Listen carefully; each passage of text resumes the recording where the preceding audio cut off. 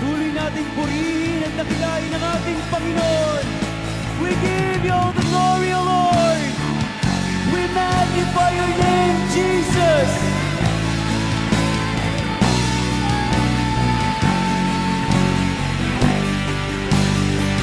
Hallelujah, Jesus.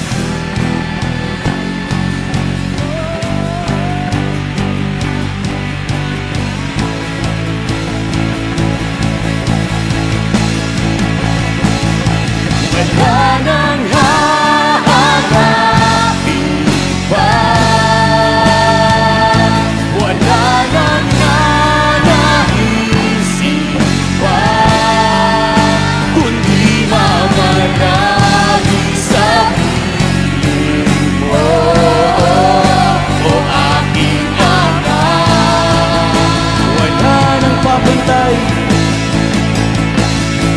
wala nang papantay sa iyo, nag-iisang Panginoon,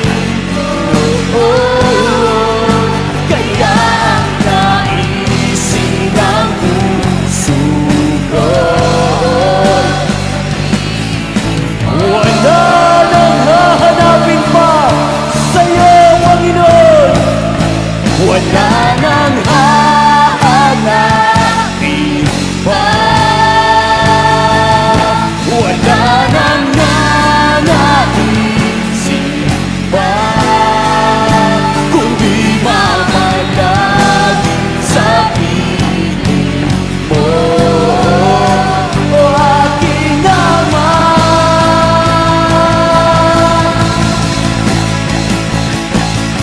Wala nang papantay sa iyo,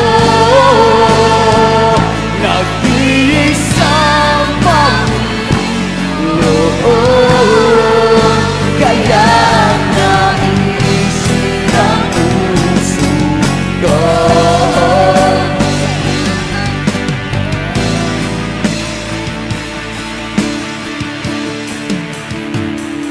Wala nang hahanapin pa,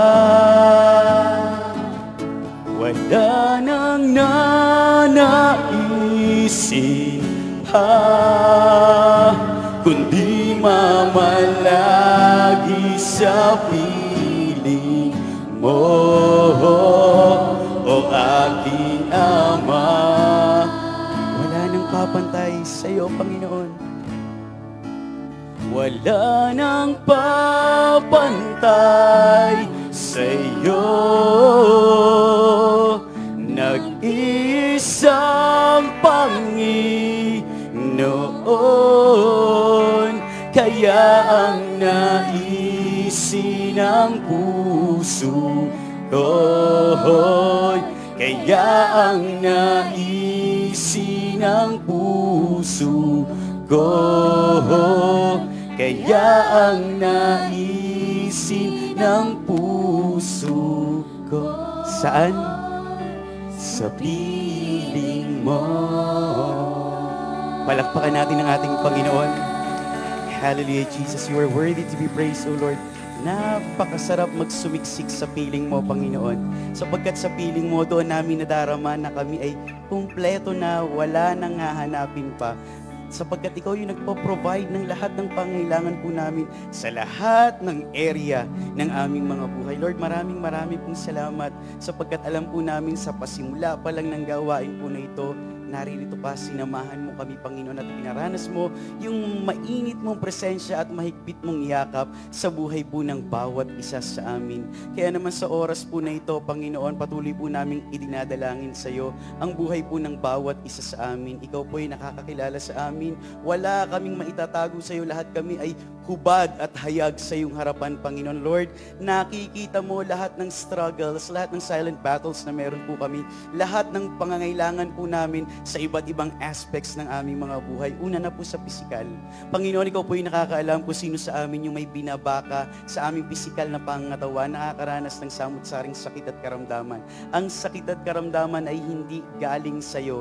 Kaya naman sa pamagitan ng authority na ibinigay mo po sa amin, authority ng aming Panginoong Jesus, Ipinalayas po namin anumang uri ng sakit at karamdaman sa pangangatawan ng lahat ng naririto, maging sa mga kapatid po namin na nakatutok online. Ang sakit at karamdaman ay magapusan at matakwil in Jesus' mighty name. And we lose right now sa katawan ng aming mga kapatid mula ulunan hanggang talampakan yung kagalingan, kalakasan, deliverance, power, strength, buhay na nanggagaling po sa iyo in Jesus' mighty name. Sa mga kapatid po namin na mayroong binabaka sa kanilang mental aspect, Panginoon, emotional aspect, lalo ngayon nakikita namin sa social media, sa television, na talaga nag-i-increase yung rate ng mga mayroong suicidal tendencies. Lord, sa mga naririto po na nasa ganoong kalagayan, hindi makapag-open sa kanino man dahil nahihiya na tumanggap ng judgment o anumang mga advice na hindi naman makakatulong sa kanila, dalawin mo po yung mga kapatid po namin na nasa ganitong kalagayan. At iparanas mo po, Lord, yung mahigpit na yakap mo sa buhay po nila upang maalala nila na may ilalaban pa, may pag-asa pa, dahil may Jesucristo sa aming mga buhay. Bigyan mo po ng shalom, perfect peace yung isipan ng aming mga kapatid at lahat ng cloud of thoughts na hindi galing sa iyo, Panginoon, alisin mo po sa kanilang isipan. Ganon din sa aspetong relational, familial, Panginoon, lahat ng broken relationships sa loob ng aming tahanan, sigalot, hidwaan, awayan, problema, lahat ng ito, Panginoon, lahat ng gusot, kaya mong tuwirin, lahat ng basag, kaya mong buuin, lahat ng hindi maayos sa loob ng aming tahanan, you can fix it, you can mend it, Panginoon. Kung sa'yo po namin ipinagkakatiwala ang buo po naming pamilya, Panginoon. Lord, aspetong financial, ikaw ay Diyos na mayaman sa lahat ng bagay. Kaya naman sa patuloy po naming pag-una sa iyong katuwiran at sa iyong kaharian, alam po namin lahat ng aming pangailangan, ikaw ang magdaragdag, Panginoon. Kayang-kaya mong tustusan, Panginoon, mga pambayad sa bills, rents, Panginoon, dahil sa bagay na ito, concern ka din sa aspetong ito ng aming mga buhay. Spiritual aspect, Panginoon, ito yung mga panahon kung saan nawa makita mo ang iyong mga mananampalataya na totoong uhaw at gutom na maranasan ka, Panginoon, at hindi na hindi binabaliwala yung mga gawain mo, Panginoon, kundi masigit na nagsusumiksik, Panginoon, sa presensya mo, sa piling mo, at patuloy na nagagalak sa mga gawain mo, Panginoon. Lord, sa iyo po namin pinagkakatiwala ang kabuuan ng Sunday second service po na ito. And we plead the blood of the Lord Jesus Christ to cover each and every one of us, maging bawat sulok ng sanctuary po na ito. Maraming pong salamat, Panginoon. We give you all the glory, the highest praise, and the reverence that you deserve. In Jesus' mighty name, and all shout, Amen! Palakpakan po natin ang Panginoon. Praise the Lord. Blessed morning po sa ating lahat. Ready na po ba kayong makinig ng Word of God? Magsabi ng malakas na Amen. Mahina, mas malakas na Amen. Batiin mo muna yung katabi mo, kaliwat kanan ng nakangiti. Congratulations. Yan, congratulations po kasi tagumpay tayo na nakarating sa gawain po ng ating Panginoon. And blessed morning din po sa mga kapatid po natin na nakatutok online. Ang theme po natin for this month of November, di ba alam naman po natin na monthly, meron tayong iba't ibang theme dito sa ating church. For the month of November, sino po nakakaalala ng theme natin? Pakisigaw? Rest, or sa Tagalog ay pahinga or kapahingahan. At sino ba namang ayaw ng tinatawag na rest or pahinga? Halos lahat tayo gusto ng pahinga or kapahingahan. Na nung mga bata pa tayo, yung pahinga, parang feeling natin punishment yan sa atin ng ating mga magulang. Kapag tayo pinapatulog, during siesta time, na gustong-gusto nating maglaro. Pero nung lumaki na tayo, tumanda, nagkaisip, yung pahinga, yung pagtulog para sa atin, reward na yan. Ano ba sa Tagalog yung reward? Gantimpala na sa atin yung pag tayo ay pinapatulog or pinagpapahinga. So yan yung theme natin for this month. And our title for this morning is next po. Restimony. The testimony of rest in Jesus. So I use wordplay dyan. Pinag-combine ko yung word na rest, pahinga, and yung word na testimony or mga patotoo ng Panginoon sa ating mga buhay. And I come up with that word, restimony. And actually, na-share ko na itong message na ito sa Revival Night, but I'm going to expand this message. Ayan, para mahaba-haba naman yung word of God na ating pagsasaluhan. Pwede ko po ba kayong hilingan na tumayo sa oras na ito? Tayo po kayo ulit. Dahil sabay-sabay po nating babasahin yung key verses po natin for this morning from Matthew chapter 11 verses 28 through 30. Ready, start!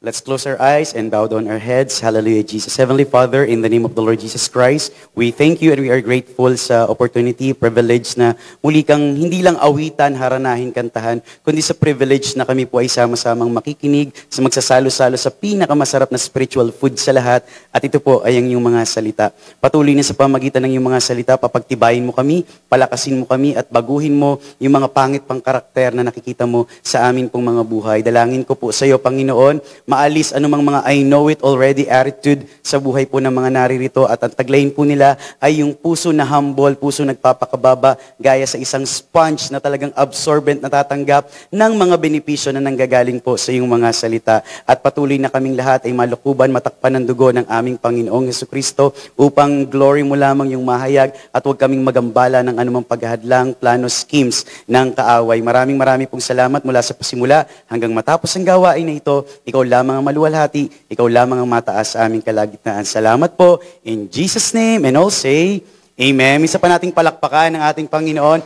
Thank you po. Pwede na po kayong maupong lahat. Ayan. Kagaya po nung shinare ko noong last revival night na shinare ko po ito, I was thinking, bakit kaya for the month of November, bakit kaya rest? Bakit kaya kapahingahan? Bakit pahinga? Yung napili ni pastor na gamitin bilang tema or bilang topic, bilang paksa for the month of November. Sabi ko, pwede namang Thanksgiving. Kasi sa United States, sinaselebrate ang Thanksgiving, di ba? Every, sa ika-4 na Thursday sa month ng November.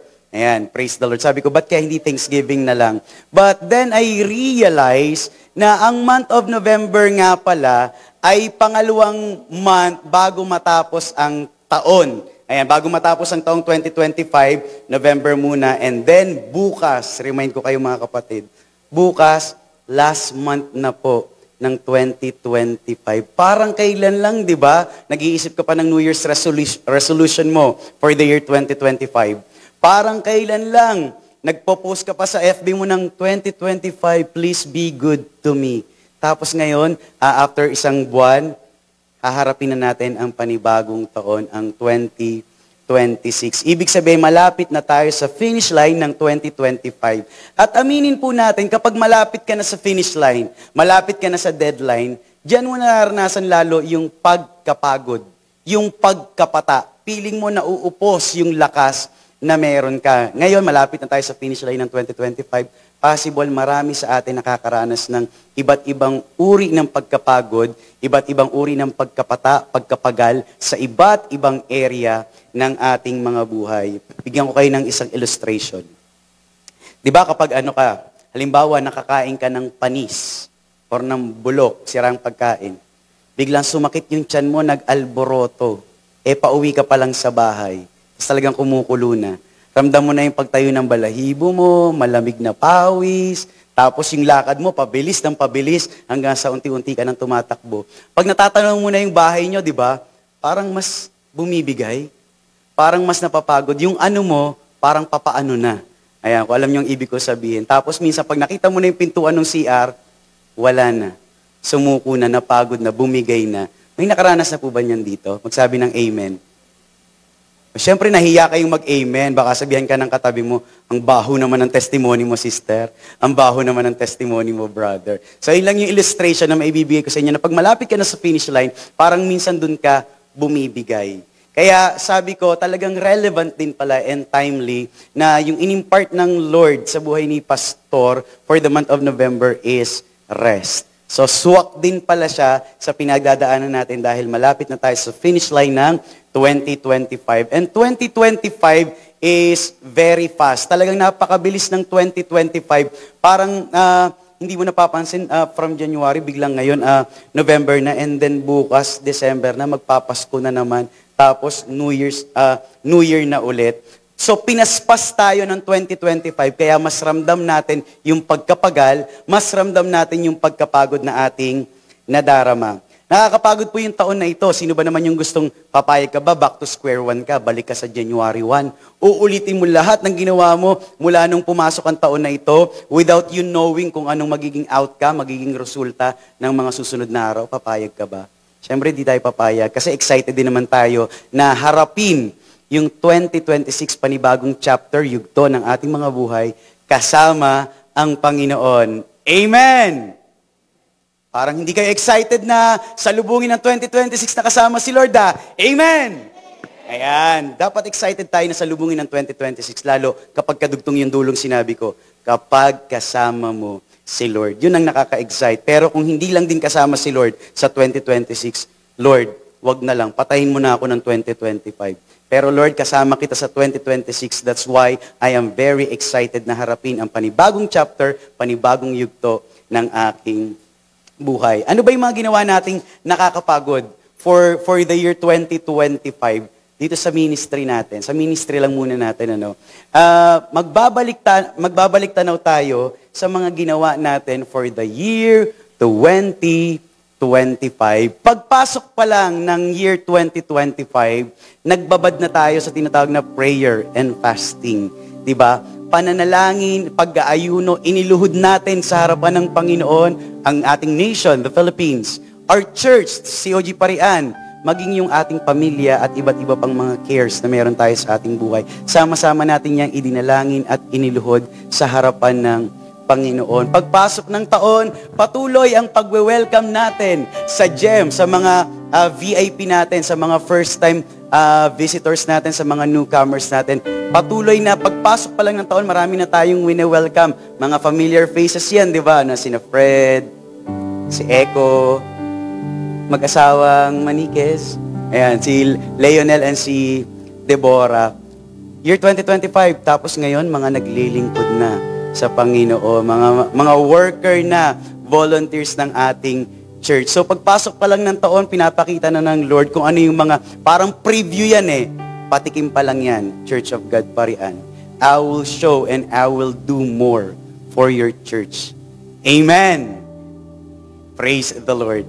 At syempre, patuloy pa rin yung iba't iba nating mga gawain dito sa ating church. Parang kailan lang, di ba, nung pumasok ang 2025, nagkaroon tayo ng workers assembly. Parang kailan lang yung mga workers and volunteers dito, napunta sa mga ukay-ukay, naghahanap ng dress, naghahanap ng coat and tie. Tapos, next month, gaganapin na ulit natin ang workers assembly. At ang kagandahan nun, mas madadagdagan na yan. May makakatabi na si Janice dito. Ayan, madadagdagan kasi nadagdagan na yung workers and volunteers ng ating church.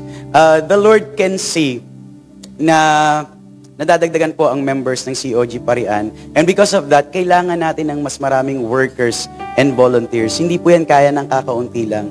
Kaya kung alam mo ang Lord, hinihipo niya yung puso mo, tinatouch ng Lord yung puso mo, kapatid, huwag kang papayag na attendee ka lang. Yung buhay mo, pwede mo pang i-level up yan sa pagpapagamit sa Panginoon. Brethren, hindi naman kasi ako talented. The Lord is not looking for talented people. Ang hinahanap ng Lord is yung may puso na ipagamit sa Kanya. Willing and available. Yon ang hinahanap ni Lord. Hindi lang basta-basta talent. Maraming may talent, maraming skillful, pero walang heart pagdating sa paglilingkod sa Panginoon. Huwag mong isipin na wala kang pwedeng paglagyan sa ministry. Ang daming department ng Word na pwede kang ilagay doon ng Panginoon. And I believe pag itinanim ka ng Lord doon, He will use you effectively kung saan ka man niya ilalagay. Kaya huwag mong iisipin na wala kang paglalagyan sa church na ito. Merong mga slots na maaaring ikaw lang yung makakapag-fill in ng slot na yon. Amen! At ang kagandahan niya, naniniwala ako, no, the more na nadadagdagan ang workers and volunteers ng church, papalayo yung camera. Siyempre, para magkasya doon sa frame. Ang kagandahan niyan, pag tayo dumami, papalayo yung camera para makapture yung buong frame, minsan hindi mo na makikilala, nasan ako dyan? At yun yung maganda doon, hindi mo na makilala kung sino ka doon. Bakit? Hindi mo na makita kung nasan ka doon sa frame, ang makikita mo na lang sa frame ay ang glory ng Lord. Amen! Praise the Lord. Kaya dapat mas dumami tayo, mas magsiksikan tayo sa picture kapag may mga workers assembly. Ayan, nagkaroon ng Young Adults for Yeshua, YA. Dati wala kasi tayong YA lang ang meron. Pero ang heart ni Pastor, magkaroon na rin ng Young Professionals or Young Adults dito sa church. Kaya pinasimulan namin yung mga grupo ng mga single titos and titas. At patuloy yung paglago ng youth, men's and ladies. Nagturo kami ni Pastor noong February, parang pasimula ng February ito, nagturo kami ng Amen Shoot, kung saan tinuruan namin yung mga pumunta dito patungkol kung paano mag-share ng Word of God effectively. And I believe yung mga umatan sa Amen Shoot, maraming natutunan. Amen! Parang konti lang yung may natutunan na. Yung mga umatan ng Amen Shoot, maraming natutunan. Amen! Praise the Lord. At yung natutunan na yon, hindi dapat natutunan lang. Dapat ina-apply kung ano yung natutunan. Kaya every Saturday, hayo tayo, i-apply natin yung natutunan natin sa ASP, Aim and Shoot principle. Ano pa yung in-honor natin yung mga couples natin. February din yan. Sobrang talagang mapapasana all ka dito sa sweetness ng mga couples natin dito. Ano pa yung mga ginawa natin? Patuloy yung mga Bible studies natin, paghayo, at patuloy yung paglago ng kids, J12, and ladies, at iba't iba pang ministry. So sa GEM, GEM ulit ito, mga first-timer. Welcome natin dito, mga familiar faces din. Si Eunice at si Ria. Kaka-welcome lang sa kanila this year. Tapos si Ria, teacher na ng J12, ng mga teenagers. Palakpakan natin ang Panginoon. Doon mo makikita, talagang hindi yan sa sa patagalan na kailangan umatan muna ako ng mga 5 taon. Tagal-tagal na bago ka pa magpapagamit sa Panginoon. Basta alam mo yung heart mo talagang willing magpagamit kay Lord, approach our leaders. Maraming pwedeng role na paglagyan sa atin ang Lord. And we did itong mga feeding programs. 3 feeding program tayo for this year. Pares, 2 beses na pares. And then 1 time yung nakaraan is yung Lugaw feeding program. Also, yan, winelcome din natin sa GEM Ministry si Nalisa na part na ng M-Lab and si Ces na part na din ng M-Lab and dancers. Kaka-welcome lang din sa kanila pero nagpapagamit na rin sa Panginoon ngayon. Praise the Lord. Ayan, familiar po kayo sa litratong to? Naalala niyo po yan? Sa mga present that day. Yan po yung nag-brown out dito sa church, Sunday.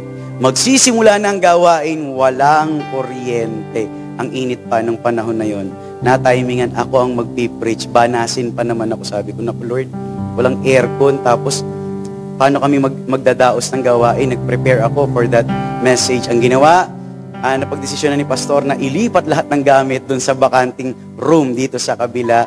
At doon tayo nagsiksikan. At pinatunayan natin na daig ng init ng pagpupuri at pag-ibig natin kay Lord, yung init ng panahon that day. Amen! Ayan, kaya naging matagumpay pa rin yung gawain natin for that Sunday. DBBS, mga cute at makukulit, may ingay na mga bata. Nagkaroon sila ng Vacation Bible School. Kaya sa mga nanay na nandito, huwag niyong isipin na, brother, sister, hindi mo na ako attend kasi wala magbabantay sa aking anak. Ba't ka naghahanap na magbabantay sa anak mo? Magche-church ka. Isama mo yung anak mo sa paglilingkod sa Panginoon. Ikaw lang magsiserve kay Lord, yung anak mo nasa bahay. Dapat yung anak mo, dinadala mo sa paglilingkod sa Panginoon. Kasi maingay, brother. Yes, maingay talaga yan.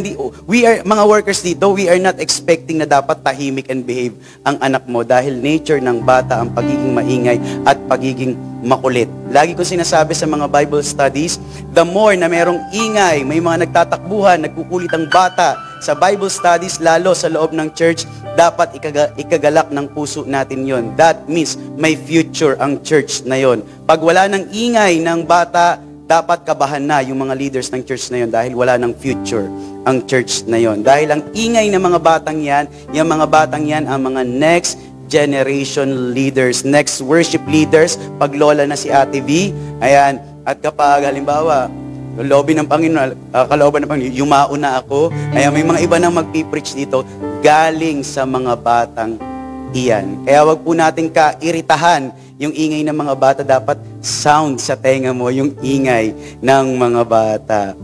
Amen! Praise the Lord. Sabihin niyo po sa amin na kapag may nangungurot sa mga bata dito. Ayan. Ano pa yung mga ginawa natin? Ayan, water baptism after the CLDP, and also yung araw ng kasarinlan or kalayaan na ginanap dito. And also, graduation ng CLDP. Ito isa sa pinakamalaking event ng COG Parian, yung Calamba Mission, where we cater to 152 beneficiaries, medical and dental mission. Sa tulong ng WayJ Foundation sa COG Dasma. Yan. Sumunod, after one day, sunod agad to, Revival Pilipinas. Sa dinami-dami ng COG branches sa Philippines, Luzon, Visayas, and Mindanao, maging sa overseas, sa ibang bansa. Can we imagine, nabigyan tayo ng favor ng Lord na makasama tayo dun sa parang 20 churches lang ba yun? I'm not sure, parang ganun lang. Nakasama tayo dun sa nag-live stream noong Revival Pilipinas. At yung first ng young adults, di ba? Nung wala pang young adults dati, pero pinasimula nitong 2025 at nagkaroon na ng Grand Fellowship yung YA. At ano pa yung mga ginawa natin? Winelcome natin yung mga seasoned vocal coaches from other church. Tinuruan nila yung worship team sa mas maayos pa na pag-awit para sa Lord. And winelcome natin yung mga taga SLR, South Luzon Region, sa pangunguna ni Pastor Tud at ni Pastor Sedelia, kasama yung COG Iriga. And also, nung October, yung month-long celebration po natin ng ating anniversary, kung saan nakapag-release tayo ng ating mga original songs. Ayan, kasama dun yung kinompose ko na Grabe Ka Lord, na favorite niya. Ano pangalan ng anak mo ulit? Ni Rai, favorite ni Rai. Kaya mo susunod kakantahin ulit natin yun dito. And yung mga songs ni Sister Janina na talagang mga nakaka-bless. At we did this, our public worship, na first time yan ginawa ng COG Parian, kung saan dyan tayo sa parking area, ipinagsigawan natin, kinanta natin yung kabutihan ng Lord sa church na ating kinabibilangan. And possible pala yon. Masarap palang ipagsigawan yung kabutihan ng Lord, yung pagpapasalamat natin sa Lord in public na naririnig ng ibang mga tao, and we believe gagawa yon sa kanilang mga puso. At nawa sa mga susunod pang public worship, mas marami na tayo. Para mas malakas yung boses natin na mag-e-echo dito sa Calamba City. Amen! Praise the Lord. Sana nga, no, lahat tayo makasama kapag nagkaroon ulit tayo ng public worship. So, nung October anniversary, yan, meron tayong guest speaker, si Jason Law. Tapos, ang attendance natin noon ay umabot ng 280 plus. Yan, talagang jam-pack tayo dito. Pero dapat, hindi lang yung kapag anniversary. Dapat, hindi lang tuwing may special event or celebration. Every Sunday, dapat makita mo bilang Kristiyano, every Sunday is a celebration dahil iisang Diyos din naman ang pinaglilingkuran tuwing may gawain ang Panginoon. Amen! Hindi yung masigla ka lang kapag anniversary, masigla ka lang kapag Revival Pilipinas, masigla ka lang kapag may malalaking event. Pagdating ng mga regular Sunday service, Revival night service, nakalaylo yung energy. Bakit? Nag-iiba ba yung Diyos na pinaglilingkuran mo? We are serving the same true living God tuwing may gawain ang Panginoon sa lugar na ito. Kaya dapat laging talagang excellent yung ibibigay natin na service sa Kanya. In afternoon, may in-invite din tayong speaker, si Pastor Eli from COG Dau, doon sa Youth Empowered Anniversary Celebration.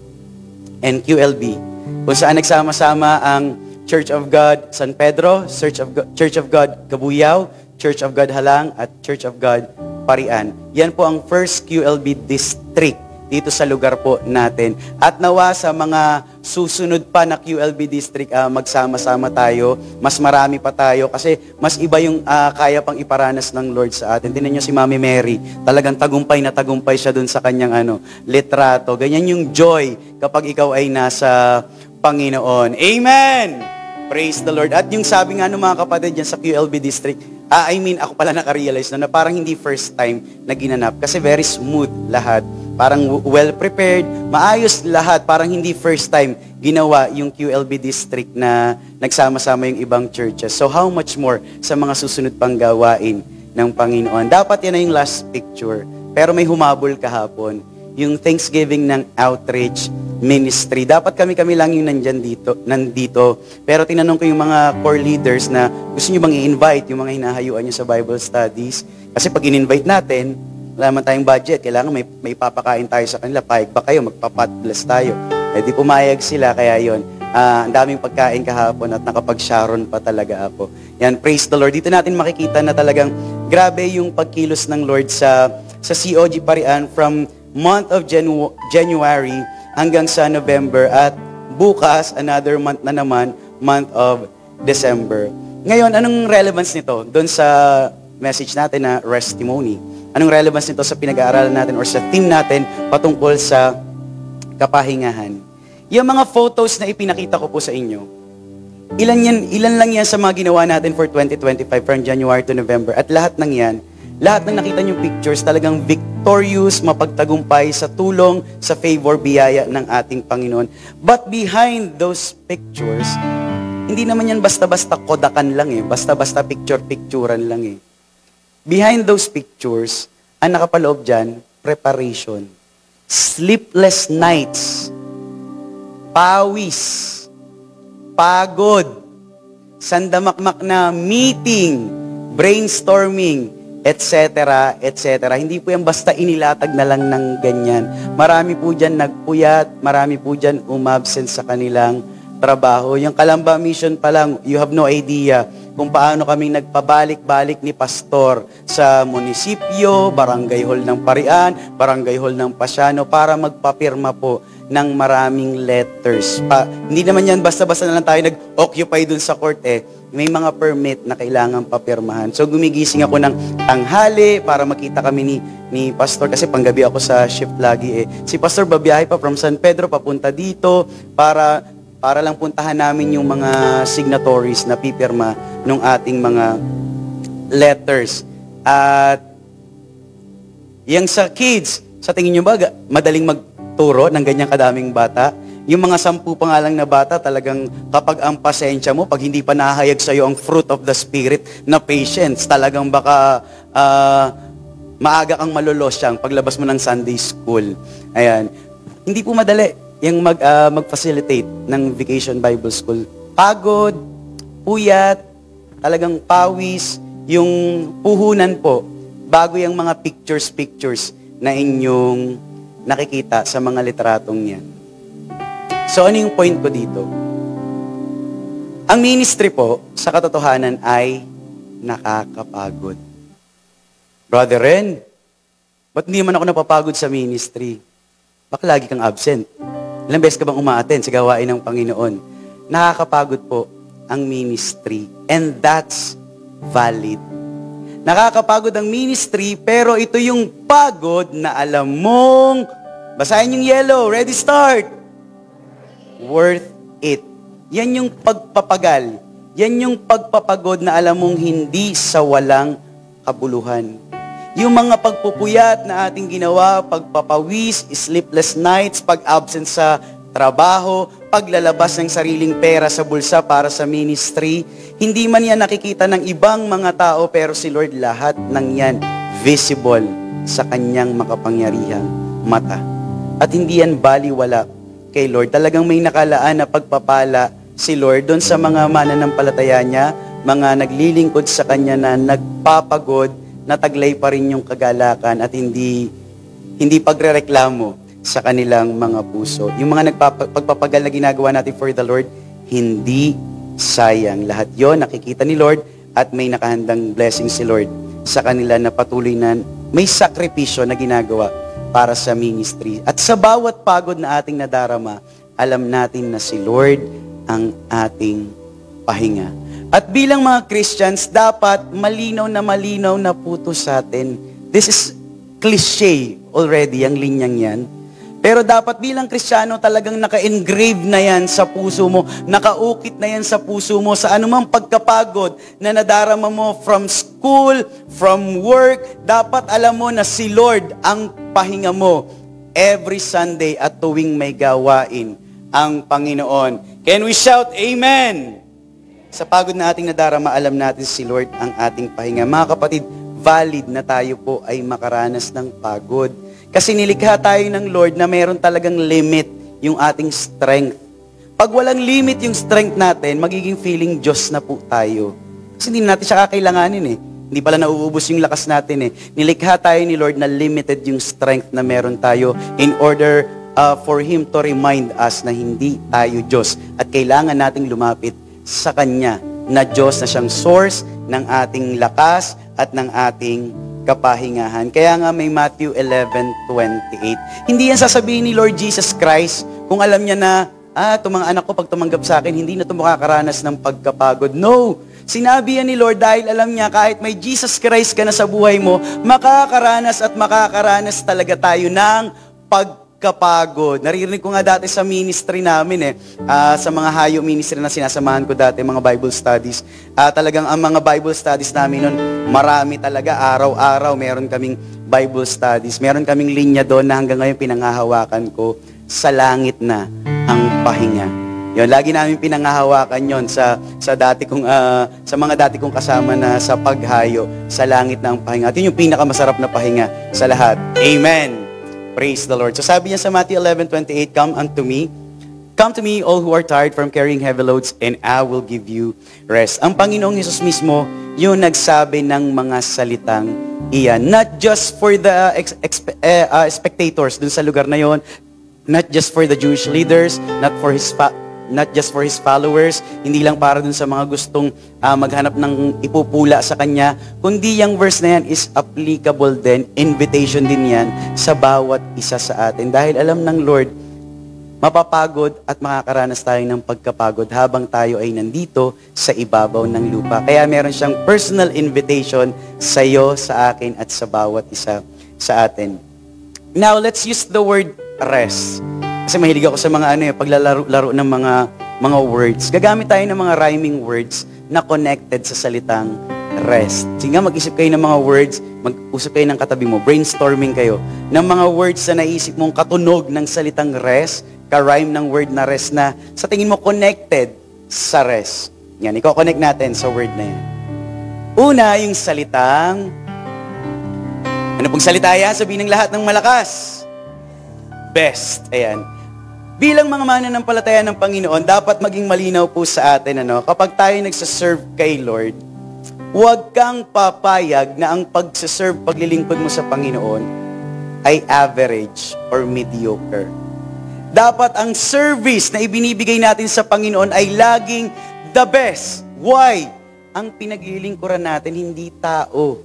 Ang pinaglilingkuran natin, King of Kings and Lord of Lords. Hari ng mga hari, Panginoon ng mga Panginoon. Kaya huwag kang papayag na putyo-putyo, cheap ang ibibigay mong paglilingkod sa Panginoon. Ang pagiging perfectionist, hindi kalooban ng Panginoon. Kasi pag perfectionist ka, talagang prone ka sa self-condemnation, self-righteousness, and pride. But that doesn't mean na mako-compromise yung excellence ng paglilingkod natin kay Lord. Laging the best yung ibinibigay ng Lord sa bawat isa sa atin. Sino tayo para hindi the best yung ibibigay natin sa Panginoon? Kaya dapat kapag tayo nandito sa loob ng church, the best attitude yung pinapakita mo, the best heart sa pag-worship sa Panginoon. Hindi ka papayag dapat na kita mo yung iba talaga nasa gitna, tataas ang kamay. Kita mo si Mami Mary, ang sayang magpuri, tapos ikaw para kang tuod na. Hindi po dapat ganon. That's not the best service for the Lord. Binibigyan ka ng the best ni Lord, yan lang ang ibibigay mo kay Lord? Deserve po ba niya yung ganon? Hindi po. Dapat, ibibigay mo rin yung the best na pag-awit, the best na pagpupuri sa Panginoon. Kung hindi mo yung nagawa kanina, bawi ka mamaya. Sabi mo sa iyong katabi, kaliwat kanan, bawi tayo mamaya. Ayan. The best yung binibigay sa'yo ni Lord hindi ka niya pinagdadamutan, tapos siya pinagdadamutan mo ng excellent na pagpupuri at pagsamba sa kanyang dakilang pangalan. So dapat laging the best yung binibigay nating paglilingkod sa Lord. Kung paanong best yung ibinibigay natin sa secular, di ba sa workplace, binibigay mo yung best mo. Sa anong purpose? Gusto mong ma-promote ka. Binibigay mo yung best mo sa eskwelahan. Sa anong purpose? Gusto mo mataas yung grade mo, makasama ka sa honor roll, etc., etc. Sa pagbibigay mo ng best mo, walang masama po sa mga bagay na yan. Sabi sa Bible, in everything you do, do all for the glory of God. Sa lahat ng gagawin natin, ibigay daw natin yung the best natin para sa ikaluluwalhati ng Panginoon. Pero ito yung nakakalungkot. Sa pagbibigay natin ng best natin sa workplace, sa pagbibigay natin ng best natin sa school, Minsan hindi naman talaga ang intention natin is to glorify the Lord. Minsan sarili nating ego yung gumagawa. Hindi, gusto ko kasi maging kasama sa top eh. Gusto ko patunayan dito sa mga nagsasabi sa akin, bopols ako na matalino talaga ako. Gusto kong patunayan dito na mapopromote ako dito sa work namin. Yun, sariling ego yan, not to glorify the Lord. Kaya sa pagbibigay mo ng best mo na pang sarili mo lang, from Monday to Saturday, napagod ka na. Binigay mo na yung all out mo sa secular eh. Kaya pagdating ng Sunday, di muna ako aaten, napagod ako. Binigay ko lahat ng best ko sa work at sa school. Maiintindihan naman ako ni Lord. Ang isang tunay na Kristiyano, dapat burado na yung linyang yan sa kanyang vocabulary. Yung mga salitang, maiintindihan naman ako ni Lord. Para i-compromise yung paglilingkod sa Panginoon. Binigay mo yung best mo sa school, sa trabaho. Pagdating ng Sunday, upos ka na, pagod ka na, hindi ka a-attend. Naghihintay din si Lord na ibigay mo rin yung best mo sa Kanya. Sa divine appointment mo sa Kanya every Sunday. Nakakahiya po, no? Pag-iisip-isipin po nating mabuti. Ang nagbigay sa iyo ng pag-aaral mo, nasusustain yung pag-aaral mo, si Lord yung nagsusustain. May trabaho ka, si Lord ang nagbigay sa iyo. Tapos yung pag-Sunday, isang araw na hinihingi sa iyo ni Lord, pinagdamot mo pa kay Lord. Nakakahiya po yun, mga kapatid. Ang bigat po, no? Para tayong pinapalo. Amen? Ayan. Pag pinapalo tayo, feeling natin guilty tayo, mapalad tayo. Yan ay ibig sabihin, mahal na mahal ka ni Lord. Kaya nire-remind niya ang bawat isa sa atin. Lahat tayo guilty pagdating sa bagay na ito. Pero yung pagpalo sa atin ng mga reminders from the pulpit, yan ay tanda ng pag-ibig sa iyo ng Panginoon. Sabi mo sa katabi mo, kaliwa at kanan ng nakangiti, mahal na mahal ka ni Lord. Praise the Lord. Ayan. Kasi minsan ginagalingan natin sa mga secular na bagay sa trabaho, sa eskwelahan. Pero sinasabi natin, hindi, we cannot please everybody. Pero minsan ginagalingan mo talaga naman, sa loob-loob mo naman talaga, may gusto ka naman talagang i-please. Pamilya mo, katrabaho mo, kaeskwela mo, at alam nyo po, kapag yan yung purpose ng buhay mo to please other people, nakakapagod yan. Kasi nga, we cannot please everybody. Pero pag si Lord ang piniplease mo, sa lahat ng mga bagay na nagbibigay kaluwalhatian sa Kanya, yes, may pagod, but bibigyan ka niya ng perfect rest na nanggagaling sa Kanya. Give your best to the Lord. Bibigyan ka niya ng perfect rest na nanggagaling sa Kanya. Amen! Praise the Lord. Ano pa yung word na karime ng salitang rest? Test. Sabi ng lahat, test. Yung mga testings and trials, nung tumanggap tayo kay Lord, lagi na natin ito naririnig, kapag tayo tumanggap kay Lord, wala naman siyang pinangako sa atin na deny yourself, take up your cross, follow me. Wala ka nang mararanasan ng mga problema sa buhay. Wala ka nang mararanasan testings and trials. Wala pong ganong binigay na assurance ang Lord sa atin. Minsan nga, maiisip mo, ba't ganon? Nung naging Christian ako, mas dumami yung testings, mas dumami yung trials. Ako, I personally use the word test. Hindi ko siya ginagamit na, tinetest na naman ako ni Satan. No, I do not use that. For me, that's not biblical para sa akin. Ang ginagamit ko, this is testings and trials from the Lord. Bakit? Sino ba nagbibigay ng test? Sa literal, sino po nagbibigay ng test and exams? Teacher. Teacher po ba natin si Satan? Ang teacher natin ay ang Diyos. Siya yung nagbibigay ng testings and trials. Binibigyan tayo ng test, binibigyan tayo ng exams para makita kung paano natin i-apply yung mga natutunan natin sa Word of God. Hindi po ito other way around na si Satan ang teacher mo, bibigyan ka niya ng test para masubukan niya kung may natutunan ka sa mga tinuro niyang kasamaan at kasalanan. No? Hindi po yan ganun. Ang galing kay Satan, temptations. Galing sa Lord, testings and trials. At ang purpose ng testing and trials is not to pin us down. Hindi po purpose ng Lord kaya niya inaalaw yung testing and trials is para ingud-ngud ka, para sungabang-sungaba ka na at di ka na makabangon. No. Ang purpose ng Lord, isa sa possible purpose ng Lord, bakit niya inaalaw yung testings and trials sa buhay natin?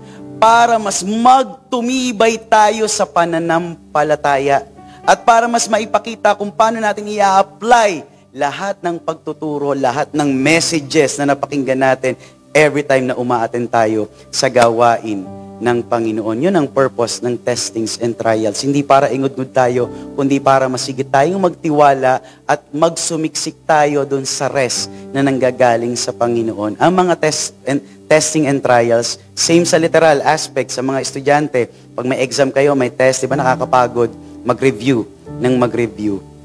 Nakakapagod yan.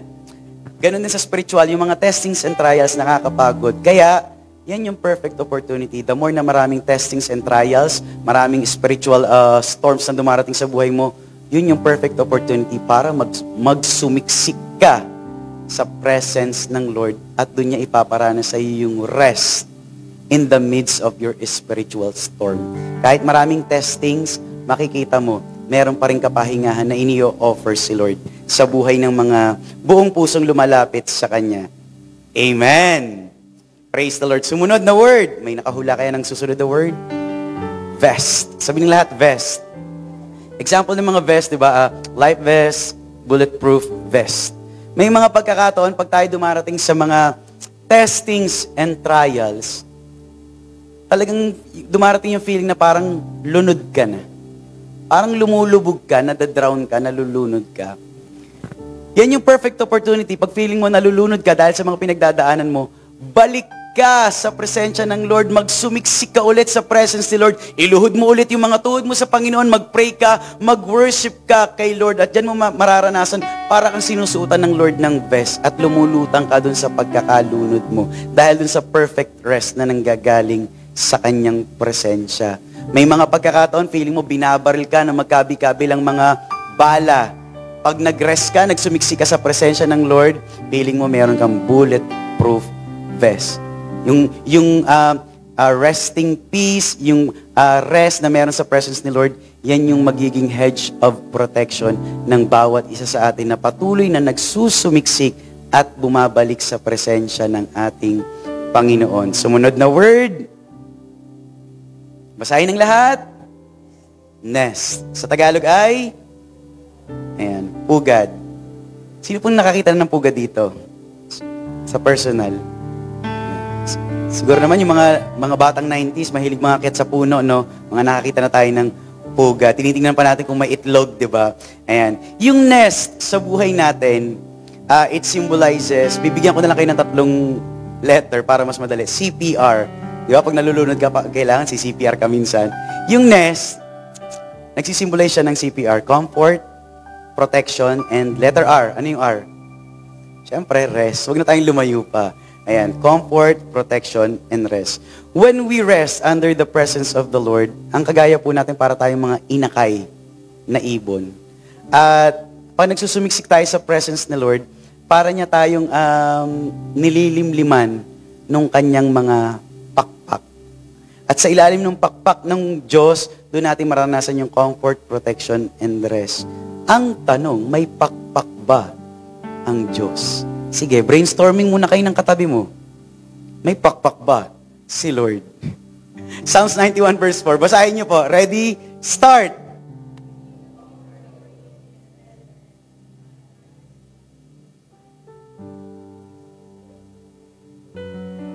Sabi diyan, di ba, yung hidyan, yung Diyos, He will cover you with His feathers. Sabi diyan, babalutan ka niya ng kanyang mga balahibo. And under His wings, sa ilalim ng kanyang pakpak, doon mo matatagpuan yung kublihan, doon mo matatagpuan yung proteksyon. So, ang tanong, merong bang pakpak ang Diyos? May nag-chat sa akin noong nakaraan, isa sa mga kananayan, brother, nagtatanong yung anak ko, shh, walang po dapat ang maingay. Yan. Sabi nung isang kananayan na nag-chat sa akin, brother Ren, itatanong yung anak ko, ang cute-cute ng tanong niya, very innocent, may pakpak ba ang Diyos? Sabi ko, Ate Tin, nakalagay po sa Bible, di ba? He will cover you with His feathers and under His wings, you will find refuge. Na pwedeng maghatid sa atin ng confusion. Wala pong pakpak ang Diyos. Ba't sinasabi sa Bible verse, under His wings, yan po ay figurative, metaphorical.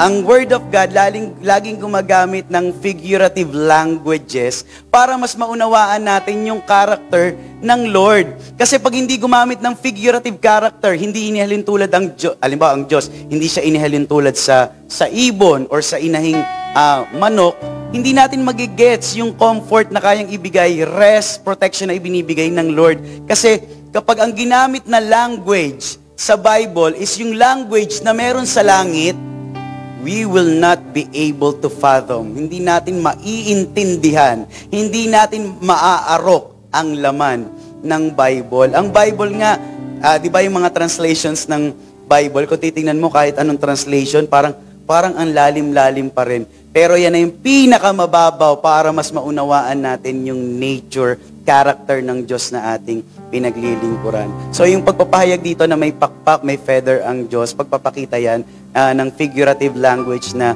may protection sa ilalim ng presensya ng Panginoon. Merong kapahingahan sa ilalim ng mga pakpak ng ating Panginoon. Amen! Praise the Lord. Kaya kapag ikaw ay pagod, balik ka sa pugad. Ayan, para ikaw ay malimliman ng mga pakpak ng Diyos at nandun yung tunay na kapahingahan. Sumunod, last word. Basahin ng lahat. Fest. Short term for festivity or celebration. Festival. Parang mga ganyan.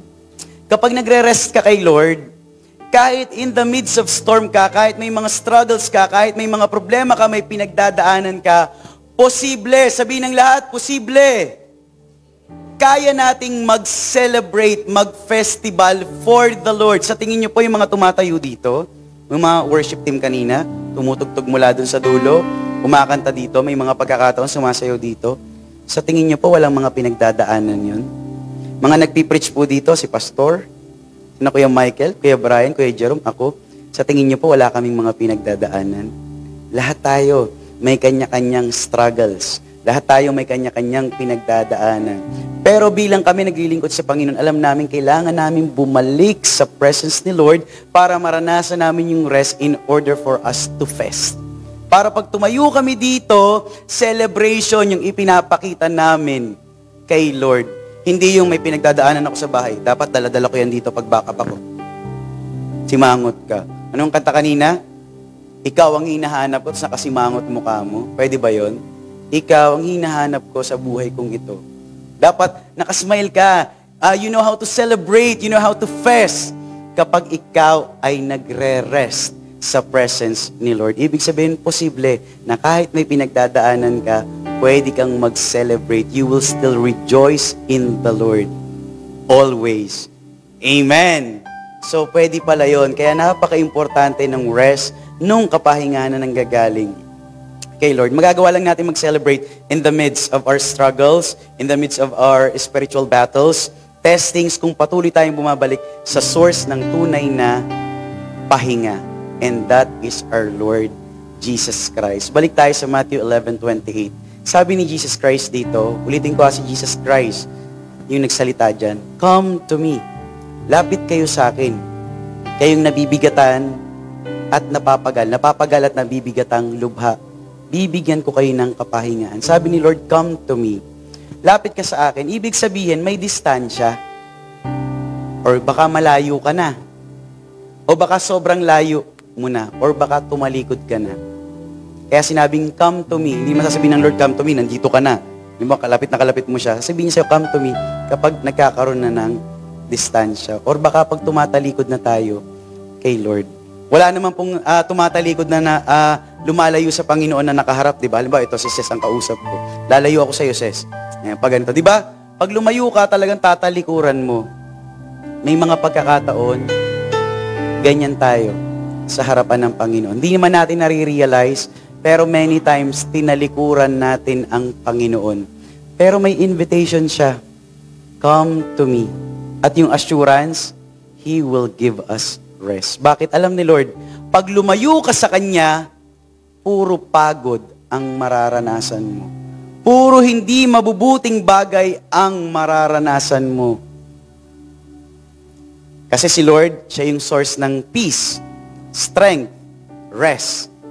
Pag lumayo ka, tumiwalay ka sa Kanya, palayo ka ng palayo doon sa pinanggagalingan ng kapayapaan, ng kapahingahan, ng kalakasan. Lumayo ka doon sa source. Ano mangyayari sa'yo?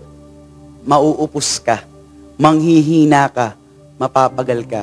Dadami yung bit-bit mong mga basura, mga bigatin, heavy loads na tinutukoy diyan. Ang dami-dami nung pasan mo at makikita mo na lang sungaba ka na sa kalagayang spiritual. Imagine niyo po yung mga nagpapalaboy-laboy sa kalsada, yung mga nawala na sa katinoan nila. Napansin niyo nagiging hoarder sila. Alam niyo yung hoarder, yung ipon ng maraming bit-bit, maraming basura. Nakakita ko ng ganyan sa Manila, lalaki siya. Ang laki talaga ng basura niyang kinolekta. Pinagdikit-dikit niya lahat ng basura at kinabit niya ng kinabit sa kanyang katawan. Naakala niya yun yung magbibigay ng protection sa kanya. Na siguro feeling niya yun yung treasures niya, yun yung kayamanan niya. Pero sa atin na nasa katinoan, kita natin basura yung bit-bit nung taong yun na nawalan na sa katinoan. Ganon din sa kalagayang spiritual. The more na lumalayo ka kay Lord, ang dami mong binibit-bit na basura. Kaya minsan yung kapayapaan sa isipan mo nawawala na. Yung sanity mo, parang nawawala na yung katinoan ng pag-iisip mo. Kaya kapag tayo may pinagdadaanan, wala tayong kapayapaan, wala tayong kapahingahan galing kay Lord, di ba pati pananalita natin, pangit? Pangit nating makisama sa kasama natin sa bahay, katrabaho, kaeskwela, pananalita natin, hindi maganda yung mga lumalabas. Pangit yung ginagawa natin araw-araw. Kasi lumayo na tayo kay Lord at talagang loaded na tayo ng napakaraming basura. Ang gusto ni Lord, bumalik tayo sa Kanya.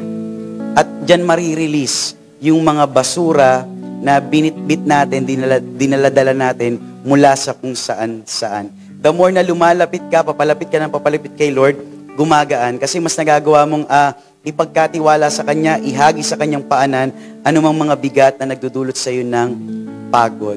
What heavy loads are you carrying? Ano yung mga pasan na bitbit mo ngayon?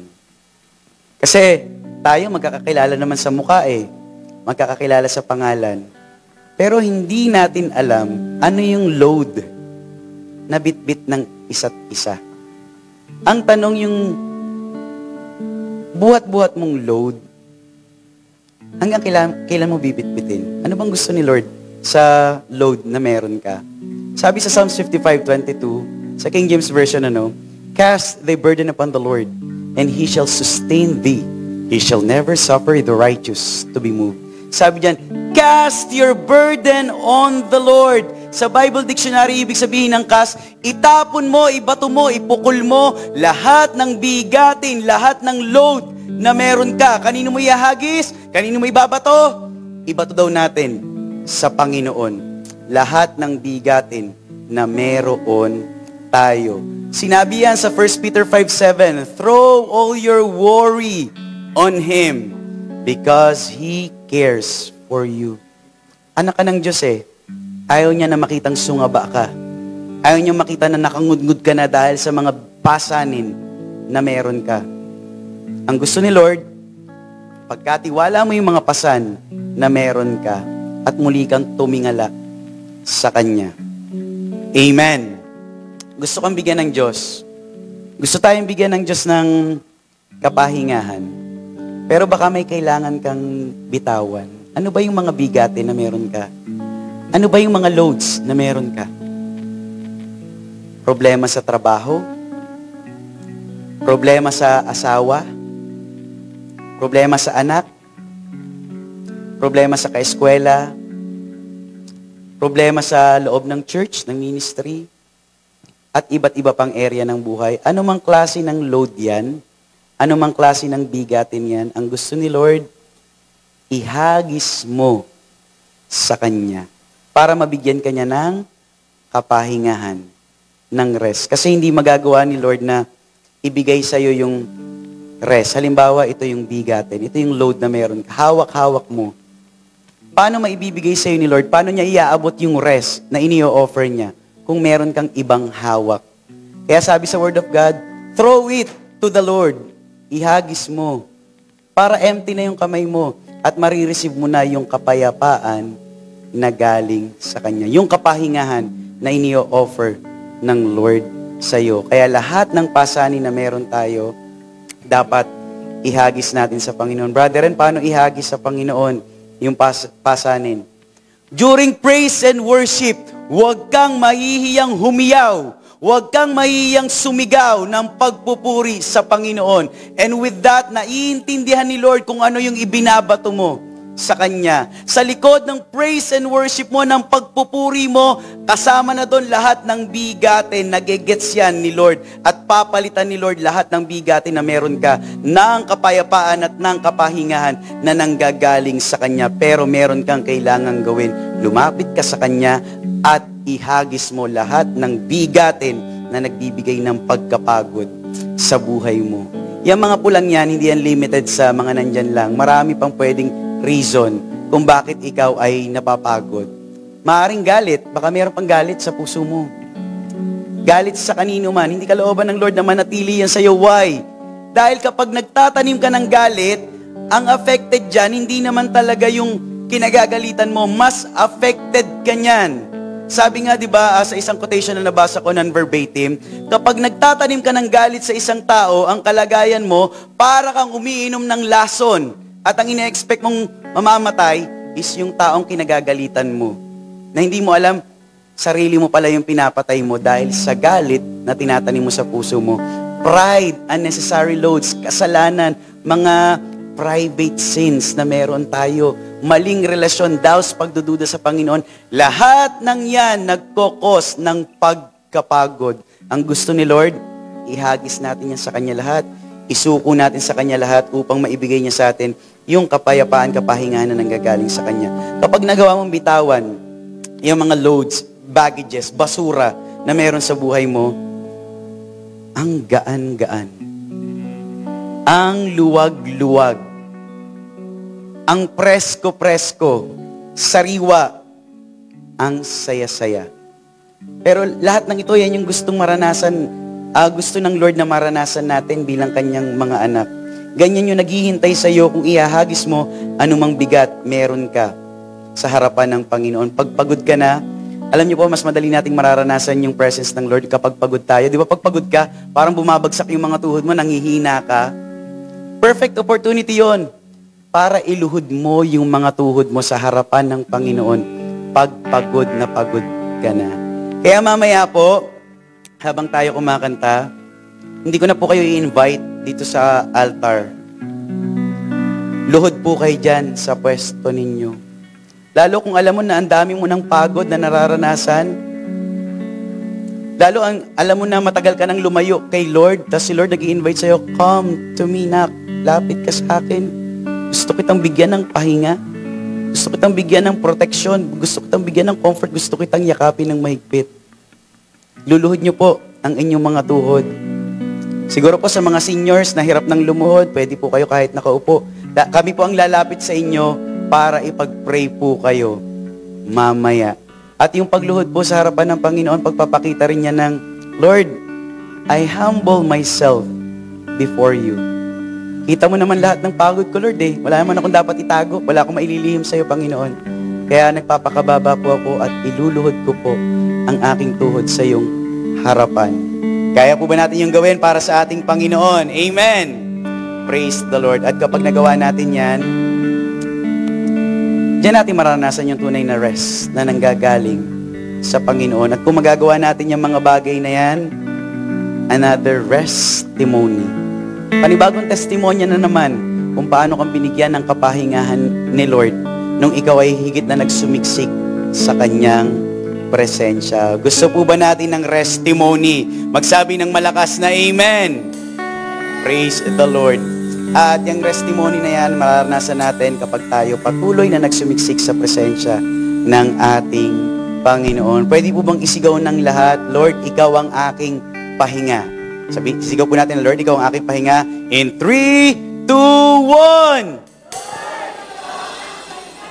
1. Yung mas malakas! Ang lahat po'y makatatayo sa oras na ito at sama-sama nating papupurihan, dadakilain, sasambahin ang ating Panginoon na siyang source ng kapahingahan.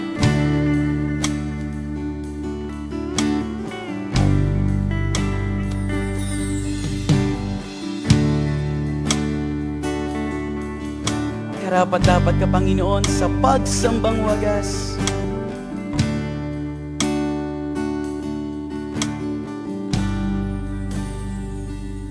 Inaalagaan, biyaya't kabutihan mo, O Diyos, muli akong namamangha sa'yo sa pangangailangan ng puso'y kinalinga mo.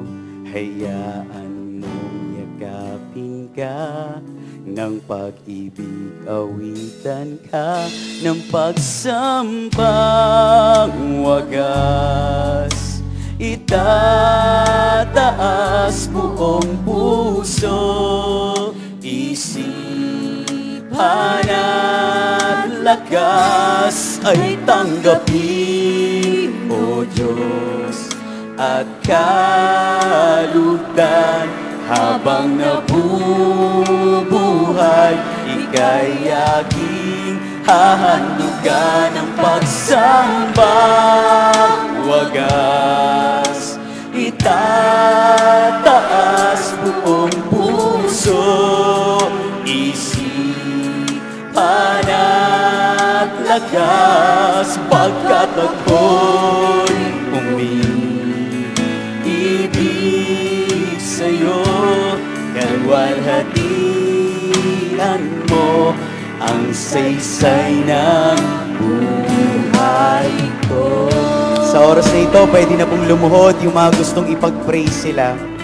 Yung mga nakakaranas ng pagkapagod na gustong magpakababa sa harapan ng ating Panginoon, at kami po yung lalapit sa inyo para kayo ay idalangin sa Diyos. Hallelujah, Jesus.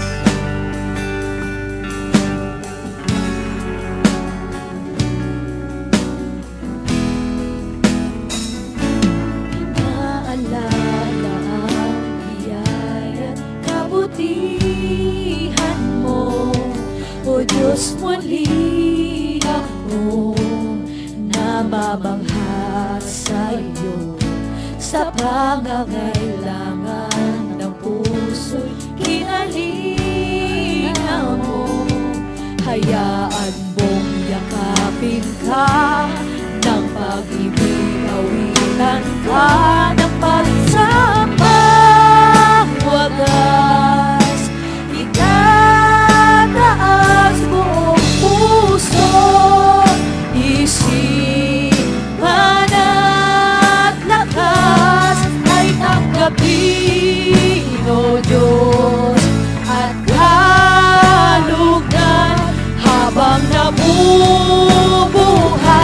ika'y aking hahandugan ng pagsambang wagas.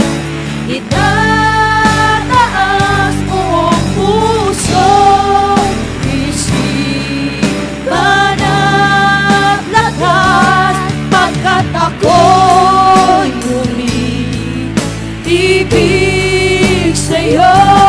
Kalwalhatian mo ang buhay ko ng pagsambang wagas. Itataas buong puso, isipan at lakas ay tanggapin, O Diyos, at kalugdan.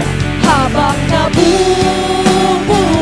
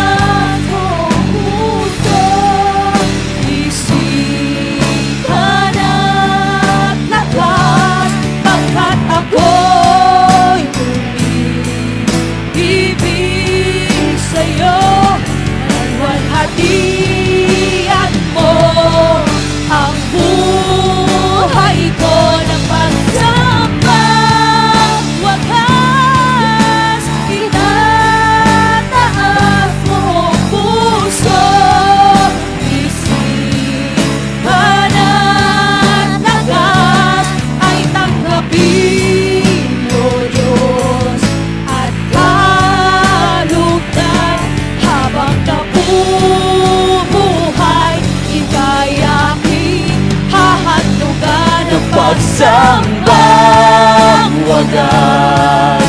Itataas buong puso, isipan at lakas, pagkat ako'y umiibig sa'yo. Kalwalhatian mo ang buhay ko ay pagsambang wagas. Itataas buong puso, isipan at lakas ay tanggapin, O Diyos, at kalugdan. Habang nabubuhay, ika'y aking hahag ng pagsambang wagas. Itataas buong puso, isipan at lakas, pagkat ako'y ibig sa'yo. Kalwalhatian mo ang buhay ko ay pagsambang wagas. Itataas buong puso, isipan at lakas ay tanggapin, O Diyos, at kalugdan. Habang nabubuhay, ika'y aking hahandugan ng pagsambang wagas. Itataas buong puso, isipan at lakas, pagkat ako'y umiibig sa'yo. Kalwalhatian mo ang buhay ko ay pagsambang wagas. Itataas buong puso, isipan at lakas ay tanggapin, O Diyos, at kalugdan. Habang nabubuhay, ika'y aking hahandugan ng pagsambang wagas. Itataas buong puso, isipan at lakas, pagkat ako'y umiibig sa'yo. Kalwalhatian mo ang awitin natin sa Panginoon. Buhay ko ng pagsambang wagas. Itataas buong puso, isipan at lakas Ay tanggapin mo ang kapahingahang galing sa Diyos. kalugdan. Habang nabubuhay, ika'y aking hahandugan ng pagsambang wagas. Itataas buong puso, isipan at lakas, pagkat ako'y umiibig sa'yo. Kalwalhatian mo Ang saysay ng buhay ko. Palakpakan natin ang Panginoon, ang Diyos na siyang nagbigay ng kapahingahan sa bawat isa sa atin. Hallelujah, Jesus. Pwede po ba nating itaas ng mataas yung ating dalawang kamay sa ating Panginoon? na parang nalulunod, nagpapaabot kay Lord. Ama na nasa langit, sa pangalan po ng Panginoong Yesus, Lord, nakikita mo yung mga mananampalataya. There will be times para kaming nalulunod, Lord. Napapagod, napapata, napapagal, Panginoon, bumibigay. Pero salamat sa iyong mga salita na nag-i-invite sa amin, come to me. Ni-remind mo kami, lalapit lang kami sa iyo, yun lang yung kailangan naming gawin. Para bumalik sa amin yung kalakasan, kapayapaan, kapahingahan na sa iyo lang namin matatagpuan, Panginoon. Ang dalangin ko po sa iyo, Diyos, sa mga kapatid na naririto, na merong mga silent battles na nagbibigay pagod sa kanila, palakasin mo sila, Lord. Sa paglilingkod po ng bawat isa sa amin sa iyo, Panginoon, alam po namin, nakikita mo, deserve po namin yung rest na nanggagaling sa iyo. Yun yung pinakamasarap na rest. Gaano man kahaba kaming matulog sa aming mga higaan, mag-unwind man kami sa iba't ibang magagandang lugar, pumunta man kami sa mga mamahaling spa, massage therapy, iba pa rin yung rest na nanggagaling sa iyong pangalan at sa iyong presensya, Panginoon. Kaya yun yung rest na gusto naming maranasan, Lord. Doon namin gustong magsumiksik habang kami nabubuhay, Panginoon. Lord, maraming pong salamat mula ulunan hanggang aming talampakan, dumalo yung kalakasan, kapahingahan na nanggagaling po sa iyo sa buhay ng bawat isa sa amin, Panginoon. At sa pamagitan ng iyong biyaya, Panginoon, mas higit kaming lumago sa pananampalataya. At sa panibagong week na naman na aming haharapin, meron kaming lakas na nanggaling sa iyo, Panginoon, dahil inuna ka namin, naranasan namin yung mahigpit mong yakap at naranasan po namin magpalimlim sa iyong pugad sa ilalim ng iyong mga pakpak, Panginoon. Lord, maraming pong salamat, pagpapala, biyaya, pabor, Panginoon, protection, healing sa buhay ng bawat isa sa mga naririto, maging yung mga kapatid po namin nakatutok online, ang siyang igawad mo sa aming mga buhay. At alam po namin, Panginoon, marami ka pang gagawing dakilang bagay para sa COG Parian, Panginoon. Lahat ng pagpapagal namin from month of January to November at bukas, panibagong month, alam po namin ito ay paghahanda mo, Panginoon. Ini-stretch mo kami, tinetrain mo kami dahil may mas malalaki kang bagay na inihahanda sa amin for 2026. Maraming pong salamat, Panginoon, sa gagawin po namin pagkakaloob sa iyo. Lahat ng kaloob po na ito ay magamit sa expansion ng iyong kingdom upang marami pang maabot ng iyong mga salita. Salamat po, Panginoon, maging sa aming pansamantalang pag-iwahiwalay mamaya, Panginoon, kung paano mo kaming iningatan sa pagpunta rito, ganun din sa aming pag-uwi at kami maging blessing sa lahat ng makakasalamuha po namin. Tanggapin mo, Panginoon, ang pinakamataas na papuri, kaluwalhatian at karangalan na marapat sa iyong pangalan. In Jesus' mighty name, and all shout! Amen! Palakpakan natin ang Panginoon!